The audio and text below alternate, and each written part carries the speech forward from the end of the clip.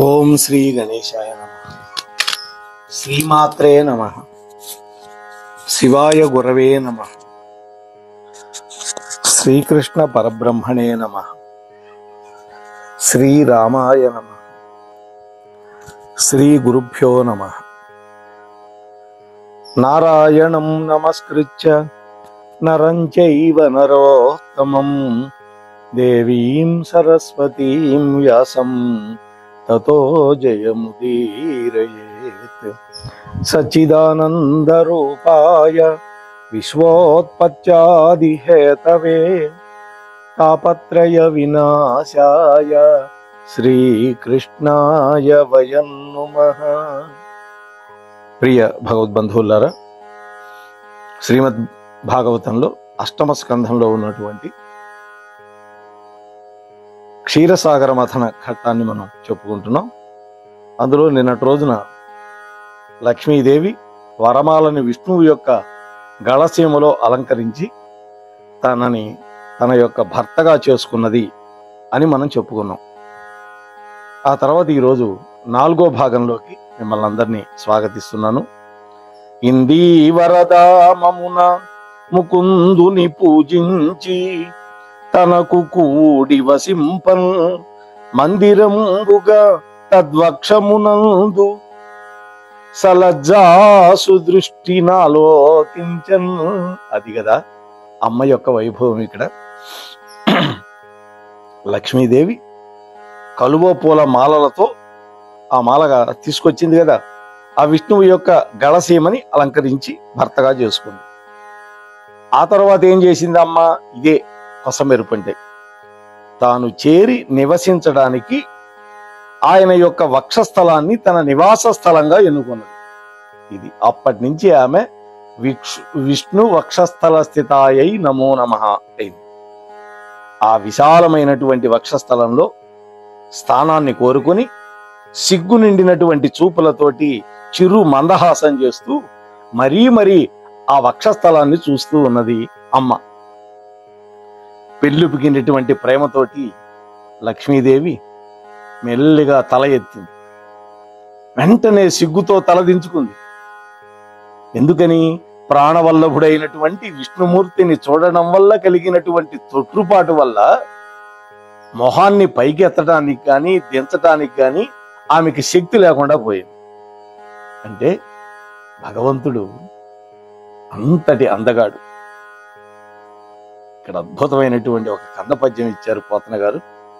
హరిసూచిన సిరి చూడదు, సిరి సూచిన హరియు చూడ, సిగ్గును పొందును హరియును సిరియును తమలో సరిచూపు చూడ, మరుడు సందడి వెట్టెను. ఆహా, ఏమి రచనండి పోతన గారిది. విష్ణుమూర్తి చూస్తూ ఉంటే లక్ష్మి అటువైపు చూసేది కాదు. లక్ష్మి చూస్తూ ఉంటే ఆమెను చూడటానికి విష్ణుమూర్తి సిగ్గుపడుతూ ఉన్నాడు. వాస్తవానికి మగవాడికి సిగ్గేంటండి? కానీ ఇది ఒక అద్భుతమైనటువంటి భావన. లక్ష్మీదేవి విష్ణువు ఒకరినొకరు సరిసమానంగా చూసుకునేటప్పుడు మన్మథుడు ఏం చేస్తున్నట్ట? సందడి పెడుతూ ఉన్నాడు ఇద్దరి యొక్క హృదయాలను. 3 లోకాలకి తండ్రి అయినటువంటి విష్ణువు 3 లోకాలకి తల్లి అయినటువంటి లక్ష్మీదేవిని తన వక్షస్థలంలోకి చేర్చుకున్నాడు. అది సర్వైశ్వర్య స్వరూపిణి అయినటువంటి లక్ష్మీదేవికి నివాస స్థానం. అప్పుడు దయ చూపించే లక్ష్మీదేవి చూపుల వల్ల అక్కడ ఉండేటటువంటి సమస్త ప్రజానీకం ఎన్నో శుభాలు పొందారు. అంటే అమ్మవారి యొక్క కడ కంటి చూపు పడితే చాలు దరిద్రుడు సంపన్నుడైపోతాడు కదా. అటువంటి సాధ్వీమణి పూర్వంలాగా భర్తతో చేరినటువంటి తన యొక్క పుణ్య సంపద వల్ల ఆమె తన యొక్క అనుగ్రహ కరుణా వీక్షణాలతోటి లోకవాసుల లోకపతులైనటువంటి దేవతలతో పాటుగా 3 లోకాలు కూడా ఆనందంతో పెంపొందినాయి. అంతకు ముందే సముద్ర రాజు ఉన్నాడు కదా, సముద్రుడు తనలో ఉన్నటువంటి కౌస్తుభము అనేటువంటి ఒకానొక అమూల్యమైనటువంటి రత్నాన్ని కానుకగా అల్లుడైనటువంటి మహావిష్ణువుకి ఇచ్చాడు.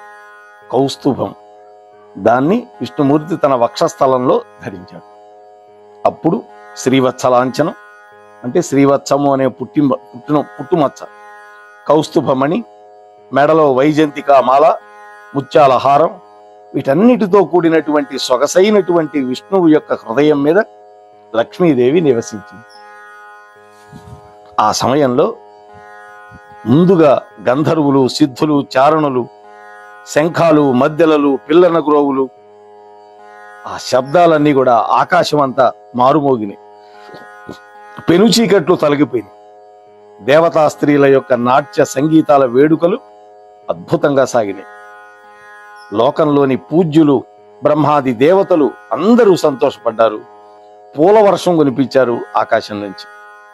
విష్ణు నామాంకితమైనటువంటి మంత్రాలతోటి బ్రహ్మదేవుడు, శివుడు, అంగిరసుడు, ఇతర లోకపాలకులు అనేకమైనటువంటి స్తోత్రాలు భక్తితోటి చేశారు స్వామిని, అమ్మవారిని. ఓ పరీక్షణ మహారాజా, వింటున్నావు కదా? ఆ విధంగా లక్ష్మీదేవి పాల సముద్రము యొక్క ముద్దుల బిడ్డ తన చల్లటి చూపులతో ప్రజాపతులని, వారి సంతానంతో పాటుగా సకల దేవతలను కూడా తీయగా చూసిందమ్మ. లక్ష్మీదేవి యొక్క చూపులు పట్టం వల్ల ప్రజలకి వైభవం, శుభం రెండు కూడా సమకూరినాయి. సమస్త లోకాలు సుఖపడ్డాయి. లోకాలన్నిటికీ కొత్త ప్రాణం వచ్చిందా అన్నట్టుగా ఆనందంతో వెల్లివిరిసింది. లక్ష్మీదేవి యొక్క శుభకరమైనటువంటి చూపులు కరవై రాక్షసులు మాత్రం పరితపిస్తూ ఉన్నారు. వాళ్ళకి కీడనిపించింది. విచారంతో తహతాలాడిపోతూ ఉన్నారు. అంటే లక్ష్మీదేవిచే ఉపేక్షితులైనటువంటి దైత్యులు, దానవులు రెండు జాతుల వాళ్ళు కూడా నిరాశకు లోనైపోయారు, నిస్పృహకు లోనైపోయారు, మోహగ్రస్తులైపోయారు. ఆ తరువాత మళ్లీ పాల సముద్రాన్ని దేవదానవులందరూ కలిసి చిలికారు. అప్పుడు వారుణి అనేటువంటి ఒక అందగత్తె సురాపాత్రతోటి ప్రత్యక్షమైంది. అందులో నుంచి, సముద్రంలో నుంచి. ఆ కన్యామణిని విష్ణువు యొక్క అనుమతితోటి రాక్షసులు పుచ్చుకున్నారు. వాళ్ళకి కావలసింది వారుణి. అటు తర్వాత మళ్లీ చిలికారు సముద్రంలో.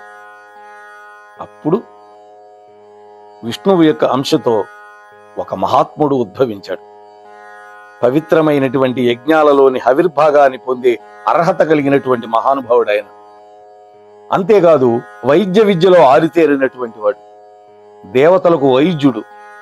అటువంటి వాడు ధన్వంతరి అనేటువంటి ఒక దివ్య పురుషుడు తన చేతులతో అమృత కలశాన్ని పట్టుకొని ఆ పాల సముద్రంలో నుంచి బయటకు వచ్చాడు అద్భుతంగా.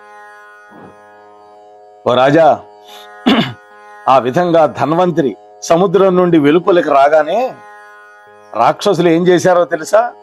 అతడి చేతిలో నుంచి అమృత భాండాన్ని లాక్కొని అడ్డం వచ్చినటువంటి దేవతలను తోషవతల బారేసి సాటి లేని బలపరాక్రమాలతో చెలరేగిపోయి పరిగెత్తుతూ ఉన్నారు. ఆ కలశాన్ని పుచ్చుకొని అమృత భాండాన్ని లాక్కున్నారు. అసలు అనుకున్నది సమానంగా పంచుకోవాలని కదా, అన్నీ పంచుకున్నారు. వాళ్ళకి కావాల్సినవి వాళ్ళు పుచ్చుకున్నారు, వీళ్ళకి కావాల్సినవి వీళ్ళు పుచ్చుకున్నారు. కానీ అమృతం కదా, అది దేవతలకు దక్కకూడదు అని అనుకొని రాక్షసులు లాక్కుపోతున్నారు. అంటే చావు లేకుండా చేసేటటువంటి అమృతం మనకు సులువుగా దొరికింది అంటూ రాక్షసులు ఆ అమృత భాండాన్ని అపహరించి పరిగెత్తుతూ ఉంటే భయంతో దేవతలు అయ్యయ్యో అమృత భాండం కాస్త పోయిందే, ఈనగాచి నకలపాలైపోయిందే అంటూ విష్ణుదేవుడి దగ్గరకు వచ్చి మొరపెట్టుకున్నారు. అప్పుడు శ్రీ మహావిష్ణువు మోహిని స్వరూపాన్ని ధరిస్తున్నాడు. అదేంటో చూద్దాం. ఆ విధంగా శరణు కోరుతున్నటువంటి దేవతల యొక్క దుఃఖాన్ని చూసి మా మహావిష్ణువు భక్త సులభుడు కదా, పరమ దయాళువు కదా, సమస్తమైనటువంటి కోరికలు నెరవేర్చేవాడు కదా, కాబట్టి ఓదార్చాడు. ఓ దేవతలారా, మీరేం భయపడద్దు, నా మాయ వల్ల మీ కోరికను మళ్ళీ నేను సాధిస్తాను, మీకు అమృతాన్ని ప్రసాదిస్తాను అన్నాడు. ఆ సమయంలో రాక్షసులు అమృత భాండంలో ఉండేటువంటి అమృతాన్ని మనమే తాగుదాం అంటూ తొందరపడుతూ ఉన్నారు. నాకని వాళ్ళు కూడా తలగు చూస్తున్నారు. కానీ రాక్షసులలో అమంగళకరమైనటువంటి కలహం బయలుదేరింది. ఇది దానివల్ల బలవంతునైనటువంటి రాక్షసులను చూచి మరికొంతమంది అసూయపడి అలనాడు సత్రయాగంలో అందరూ సమాన భాగస్వాములై ఉండటం ఏ విధంగానో అది మర్చిపోయారు. వాళ్ళు అన్నారు, గొప్ప యజ్ఞమైనటువంటి అమృత ఉత్పాదనం కోసం దేవతలు మనతో సమానంగా శ్రమ పడ్డారు. వాళ్ళు కూడా అమృతంలో భాగాన్ని పొందటానికి అర్హత కలిగిన వాళ్ళే.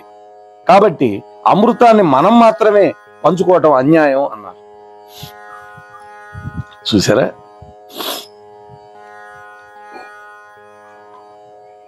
ఇది తరతరాల కాలం నుంచి వచ్చే ధర్మం. కాబట్టి అమృత కలశాన్ని విడిచిపెట్టండి అంటూ కొందరు బలహీనులైన రాక్షసులు ఈ వాదన బయలుదేరదీశారు. ఎప్పుడూ బలవంతుడిదే రాజ్యం. బలహీనుడు ఏం చేస్తాడు? ఏదో ఒక వంక పెడతాడు. ఇక్కడ వాళ్ళు ఏంది, దేవతల మీద వాళ్ళకేదో ప్రేమ ఉన్నట్టు వలకపోస్తూ ఉన్నారు. అంటే ఒక జీవిలో ఉండే సహజమైనటువంటి ఒకానొక భావన ఇది. ఆ తర్వాత మెత్తటి అడుగులు, నిగనిగలాడే మోకాళ్ళు, అరటి బోదెల వంటి తొడలు, పెద్దవైనటువంటి పిరుదులు, సన్నటి నడుము, చిగురుటాకుల వంటి ఎర్రటి చేతులు, పెద్దవైనటువంటి వక్షోజాలు, శంఖం వంటి మెడ, దొండపండు వంటి పెదవి, చంద్రబింబం వంటి మొహం, వెలుగులీనే కన్నులు, తుమ్మిదల వంటి శిరోజాలు, నెలవంక వంటి నుదురు ఒప్పారుతూ ఉండగా వజ్రాలు పొదిగినటువంటి చెవి కమ్మలు మెరుస్తూ ఉంటే, రెండు చేతులకి కేయూరాలు మెరిసిపోతూ ఉంటే, కంఠంలో అద్భుతమైన హారాలు, ముంజేతుల కంకణాలు ఇవన్నీ కూడా ధరించి వాటితోటి సవ్వడి చేస్తూ కాలికి ఉన్నటువంటి అందెలని చక్కటి మధురమైనటువంటి నాదాన్ని ఉత్పాదన చేస్తూ ఒక అందమైనటువంటి స్త్రీ అక్కడ ప్రత్యక్షమైంది. అంటే ఆ స్త్రీ ప్రత్యక్షం కాగానే రాక్షసులందరూ సంభ్రమాశ్చర్యాలకి మోహాలకి గురయ్యారు. ఇది చూసి బయట మరొక విష్ణువు ఉన్నాడు. ఆయన మెల్లగా నవ్వుకుంటూ ఉన్నాడు. అంటే అసుర వీరులను అణచివేయడం కోసం తానే తనలో నుంచి మోహిని స్వరూపాన్ని బయటికి తీసి ఆ ప్రదేశంలో సంచరిస్తూ ఉన్నాడు. ఆ సమయంలో జగన్మోహనాకారంతో ఉన్నటువంటి ఆ మానిని మణిని చూసినటువంటి రాక్షసులందరూ కూడా మోహానికి గురయ్యారు. అందుకనే ఆమె పేరు మోహిని, మోహింపజేసేది కాబట్టి. ఆమె ఏం చేస్తున్నది? కొన్ని శృంగారకర పరమైనటువంటి చర్యలు చేస్తుంది. తన పెద్ద చన్నుల మీద ఉండేటటువంటి పైటని జారుస్తూ ఉంది. మెల్లగా చక్కదిద్దుకున్నట్టు నటిస్తూ ఉంది.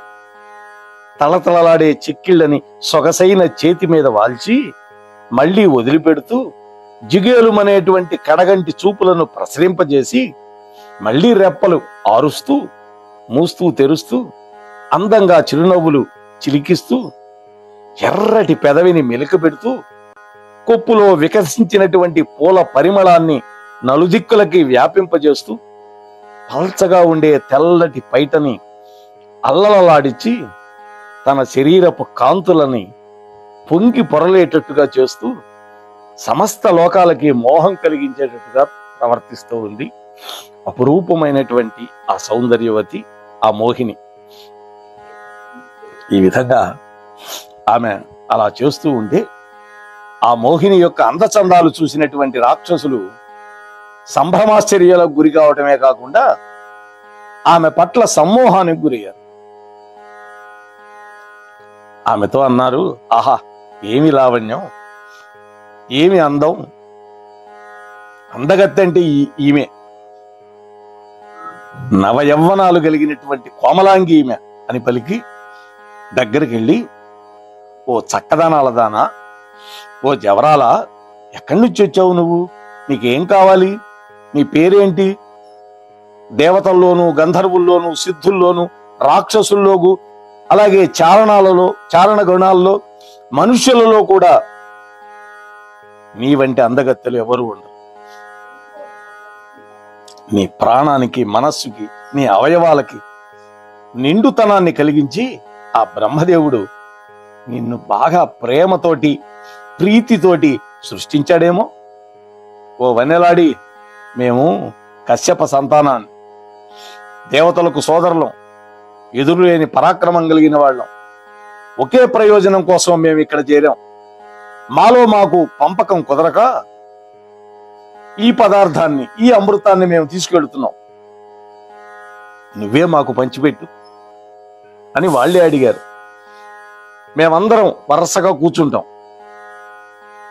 పరాయి వాళ్ళు, తనవారు అనేటువంటి భేదబుద్ధి లేకుండా, ఏమాత్రం సంకోచం లేకుండా, మా ఉభయులకి ఒక పక్షం పట్ల ఏమాత్రం పక్షపాతం లేని దానివై సరిగ్గా నువ్వే అమృతాన్ని పంచిపెట్టు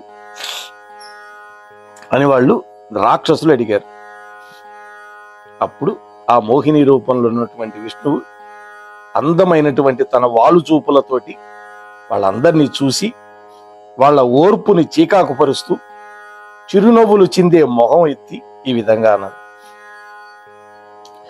సుందరులగు పురుషులకని పొందేడు నాయందు నిజము పుట్టినే మీకు బృందార కరిపులారా చందరు కామినుల విశ్వసింపరు పెద్దలు. తన తప్పు లేకుండా ఎలా మాట్లాడిందో చూడండి. ఏమంటున్నది? ఓ రాక్షసులారా, నేను అందమైనటువంటి మగవాళ్ళని ప్రేమించేదాన్ని, మీకు నా మీద నమ్మకం కుదురుతుందా? మరి అందగత్తెలను నమ్మి పెద్దలైనటువంటి వాళ్ళు దగ్గరికి రారు కదా అని హెచ్చరించినట్టుగా మాట్లాడి. కానీ మోహానికి గురైనప్పుడు ఈ మాటలన్నీ బుర్రకెక్కుతాయా? ఎవరికైనా? ఎవరికే ఎక్కవు. అందుకనే చూడండి వాళ్ళు ఏమన్నారు. ఇంకా అన్నది, అందగత్తెల మాటలు తేనెల ఊటలు అంటారు. ఆ అందగత్తెల ఆలోచనలు పలు రకాలుగా ఉంటాయి. అవి కార్చిచ్చు వంటివి. ఆ అందగత్తెల స్నేహాలు తోడేళ్ల వంటివి. అటువంటి వాళ్ళని విశ్వసించడం అనేది వేద సమ్మతం కాదు, మీకు తెలుసా? అయితే మీరు నన్ను అడుగుతున్నారు కాబట్టి నాకు చేతనైనంత విధంగా శక్తి వంచన లేకుండా మీ ఇద్దరికీ అమృతాన్ని చక్కగా పంచిపెడతా, అనుమానాలు విడిచిపెట్టండి అని పరిహాసం చేస్తున్నట్టుగా పలికి ఆ మోహినీమూర్తి అక్కడ వయ్యారంగా నిలబడింది.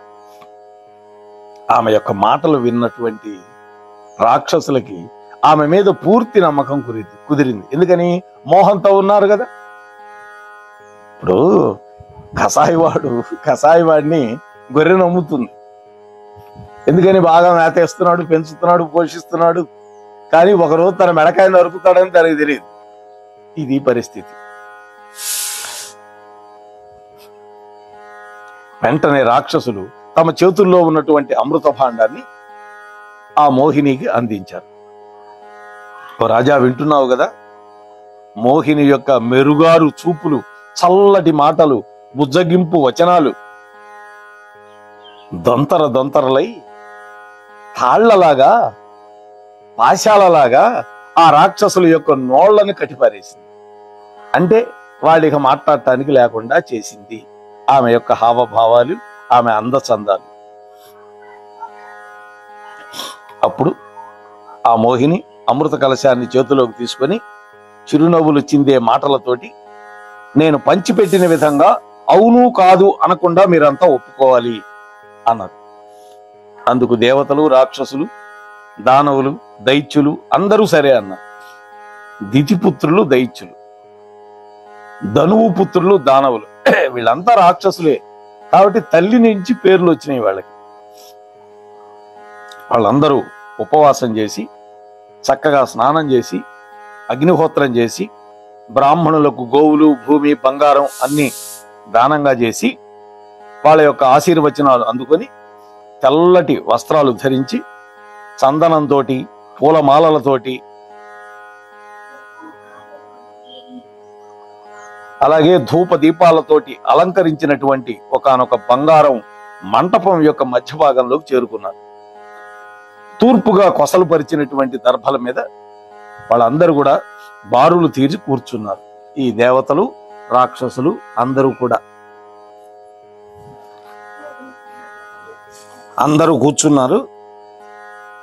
ఆ సమయంలో కటిభారంతో స్తనభారంతో శిరోజ భారంతో బాగా అలసిపోయినట్టుగా నటిస్తూ నానా విధాలైనటువంటి ఆభరణాలు ధరించి అడుగడుగున అవి ధ్వనిస్తూ ఉంటే ఆ మోహిని పద్మం వంటి హస్తాలతోటి రాక్షసులు ఇచ్చినటువంటి అమృత భాండాన్ని పట్టుకొని అక్కడికి వచ్చింది. ఓ పరీక్షణ్ మహారాజా, ఆ మోహిని అలంకరించుకున్నటువంటి కర్ణాభరణాల తలతళలు ఆమె ముక్కుకు మొహానికి చెవులకి చిక్కిళ్ళకి వ్యాపిస్తూ ఉన్నాయి. లక్ష్మీదేవికి సాటి అయినటువంటి ఆ మగువను చూసి దేవతలకి రాక్షసుల సమూహాలకి మనస్సులు చెదిరిపోయినాయి. ఆ సమయంలో రాక్షసులకి అమృతం పోయడం పాములకు పాలు పోసిన విధంగా ఆపద కలిగిస్తుంది అని మోహిని మనస్సులో అనుకున్నారు. విష్ణుమూర్తి 2 వరుసలు ఏర్పాటు చేసింది. రాక్షసులకి ఒక వరుస, దేవతలకి ఒక వరుస, 2 పంక్తులుగా ఏర్పాటు చేసి, రాక్షసులారా నేను చెప్పేది బాగా వినండి, మీరేం తొందరపడకూడదు, ఆలస్యం చేయకుండా నేను వస్తా, నెమ్మదిగా ప్రశాంతంగా కూర్చోండి, ఆ వైపు బాగుంటుంది, చక్కగా కూర్చోండి అని మోహిని పలికి కళ్ళు కదిలించింది. చన్నుల పైన పైట జారతీసింది. అట్లాగే నేను వదినని, మీరు మరుదులు అనే వరసలు కలిపింది వాళ్ళతోటి. తన శరీరంలోని మర్మస్థలాన్ని మరుగు తొలగిపోయేటట్టుగా చేసి మళ్లీ కప్పుకున్నది. చిరునవ్వులతో మైమర్పిస్తుంది. నెరజానతనంతో మాట్లాడుతూ ఉన్నది. ఆ జాన మాటలతోటి రాక్షసులను లొంగ తీసుకుంది. రాక్షస శ్రేష్ఠులందరినీ యొక్క కన్ను కప్పేసింది. ఆలస్యం చేయకుండా తాగండి అంటూ దేవతలకు అమృతాన్ని పనిచేస్తున్నారు. దేవతలు సంతృప్తితో అమృతాన్ని ఆరగిస్తూ ఉన్నారు, ఆమెని అభినందిస్తూ ఉన్నారు. ఆ సమయంలో మోహిని యొక్క చూపులకి రాక్షసులు కరిగిపోతూ ఉన్నారు. అంటే చూపులు వాళ్ళ వైపు, అమృతం వీళ్ళకి. ఈ మగువ మనకి దేవతలకి తగాదా లేకుండా పంచి పెడతానని చెప్పి మన మధ్య తగు తీర్చడానికి పూనుకున్నది, ఆ పని చేయకుండా ఎందుకు తప్పించుకుంటోంది? తప్పించుకుంటుందా? లేదు లేదు, తప్పించుకోదు. కానీ మనం గనక సాహసించి రమ్మని పిలిస్తే మనకు బదులు చెప్పదేమో, మన వంక తిరిగి చూడదేమో, చనుదోయిపై పైపట కప్పుకుంటుందేమో, ఆమె అందాలను మనం త్రాగలేమేమో, మరొక మాట కలిపితే మెరుగుపడి వెనుగుదీస్తుందేమో, లేదా మన మీద కోపం గిచ్చుకుంటుందేమో, మన మీద ఉన్న విశ్వాసం సడలిపోతుందేమో అనుకుంటూ జంకుతూ గొంకుతూ ఆ మోహిని యొక్క చూపులకి నీరుగా కరిగిపోతూ ఆమెకి తమ మీద ప్రేమ ఎక్కడ పోతుందో అనేటువంటి భయంతో దేవతలకు అమృతం పోస్తున్నా కూడా ఊరుకుండిపోయారు. ఓ సుందరి, తొందరగా మాకు కూడా పోయి అమృతం అనే మాట అనలేకపోయారు వాళ్ళు. చూసారా మోహం ఎంతటి భయంకరమైనటువంటి శత్రువు ఎవరికైనా. ఇంతలో మోహిని రాక్షసులను మోసం చేసి ఈ దేవతలకే పంచుతుంది అమృతాన్ని అనేటువంటి విషయాన్ని రాహువు అనేటువంటి ఒక రాక్షసుడు గ్రహించాడు. రహస్యంగా దేవతల వరుస మధ్యలో చేరాడు. దేవతా స్వరూపం మార్చుకున్నాడు. అంటే దేవతా వేషంతో అమృతాన్ని తాగాడు. ఎవ్వరూ అతన్ని గుర్తించలా. దేవదేవుడు విష్ణువు దాన్ని గమనించలేదు అనుకుంటే మనం పొరపాటు పట్టచ్చు. కానీ అతని పట్ల నిత్య వైరం కలిగినటువంటి సూర్యచంద్రులు మోహినీదేవికి సైగలు చేశారు. అంటే విష్ణుమూర్తి సర్వజ్ఞుడు. ఆయన నేత్రాలు ఎవరు? సూర్యుడు, చంద్రుడు. కాబట్టి తన నేత్రాలతో తానే చూసి తెలుసుకున్నాడు అని మనం అర్థం చేసుకోవాలి ఇక్కడ. ఈ విధంగా రాహువు పట్టుబడ్డాడు. వెంటనే చక్రాయుధంతో విష్ణుమూర్తి రాహువు యొక్క శిరస్సు ఖండించాడు. అమృతంతో కలిసి ఉండటం వల్ల వాడి తల మాత్రం నిర్జీవం కాలేదు. మొండెం అమృత స్పర్శ లేకపోయినందువల్ల నేల మీద కూలిపోయింది.